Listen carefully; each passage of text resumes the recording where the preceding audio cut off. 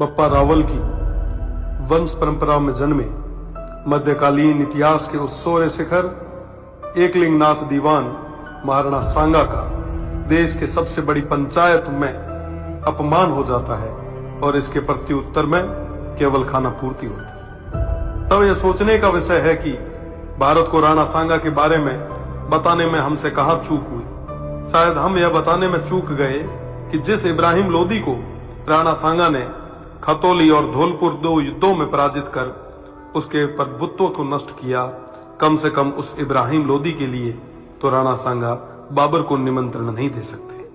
1519 में गागरोन के युद्ध में मालवा के सुल्तान महमूद खिलजी को 3 माह बंदी बनाने वाले, ईडर के युद्ध में गुजरात के मोहम्मद शाह की सेना को पराजित करने वाले, दिल्ली, मालवा और गुजरात की संयुक्त सल्तनतों को हराने वाले तत्कालीन भारत के शक्तिशाली शासक राणा सांगा को कहां जरूरत है किसी विदेशी को आमंत्रित करके सहायता लेने की।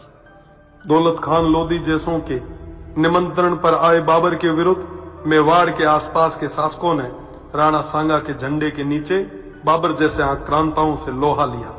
जिस राणा सांगा के साथ आमेर से पृथ्वीराज जी कछवाहा, बीकानेर से कल्याणमल जी, जोधपुर से मालदेव जी, मेड़ता से मीराबाई जी के पिताजी रतन सिंह जी व वीरमदेव जी, ईडर से भारमल जी, बूंदी से नरबत जी हाड़ा, सिरोही से अखेराज जी देवड़ा, सादड़ी से झाला अजय जी, चंदेरी से मदीनी राय प्रतिहार जी, हसन खान मेवाती सहित आसपास के सभी सरदारों का सहयोग हो, उन महाराणा सांगा को किसी विदेशी की सहायता की आवश्यकता नहीं। इस संयुक्त मोर्चे के बल पर राणा सांगा तत्कालीन भारत के सबसे शक्तिशाली शासक बने। फलस्वरूप स्वयं बाबर ने राणा सांगा को अपना सबसे बड़ा शत्रु बताया। राणा सांगा ने इस संयुक्त मोर्चे के बल पर बाबर को बयाना के युद्ध में पराजित किया और बाबर की सेना को भागना पड़ा। इसी भागती सेना के मुगल जनरल मंसूर बरसाल लिखते हैं कि राजपूत मृत्यु के देवता हैं और वो हमारी तरह युद्ध से मैदान से भागते नहीं है। खानवा के युद्ध में बाबर के हरावल दस्ते को बुरी तरह नष्ट किया गया। इस युद्ध में क्षत्रिय तलवारों का पहली बार तोपों से सामना हुआ।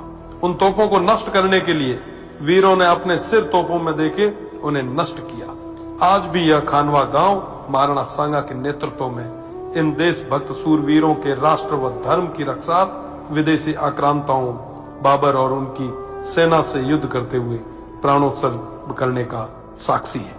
राणा सांगा न केवल वीर थे बल्कि सभी धर्म और पंथों का सम्मान भी करते थे। राणा सांगा उत्तर भारत के स्वाभाविक नेता बन के उभरे। 80 गांवों के बाद में भी अडिग ऐसे महान इतिहास पुरुष के बारे में देश को कम जानकारी होना या उनके अपमान पर बिना कुछ विशेष प्रयास किए केवल खाना पूर्ति करना बेहद दुखद है।